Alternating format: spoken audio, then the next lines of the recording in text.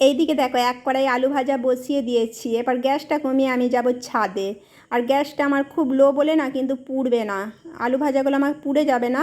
আর এইদিকে গেটটা লাগিয়ে দিয়ে আমি যাচ্ছি ছাদে, নাহলে বেড়ালে এসে সব খেয়ে নেবে।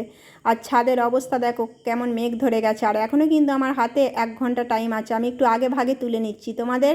কেন আমি পারফেক্ট বলছি জানো তো, আমার গুগল শেয়ার যে অপশানটা না অনেক দিন আমি পাচ্ছিলাম না, এই জন্য খুব আমার প্রবলেম হচ্ছিলো। এটা আগে আমার ছোটো ফোনে পেতাম।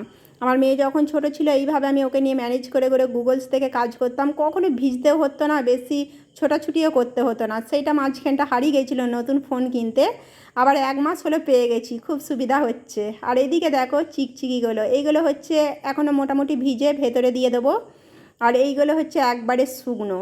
এইভাবে আমি টিপস ধরে ধরে কাজ করি বলে না আমার অনেকটা মানে কাজের পরিশ্রম কম হয়। ছোটাছুটি করতে পারি কিন্তু আমার অনেকটা কাজ কিন্তু কম হয়, এটা তোমাদের বলছি। এবার চলো খিচুড়ি বসিয়ে দিই।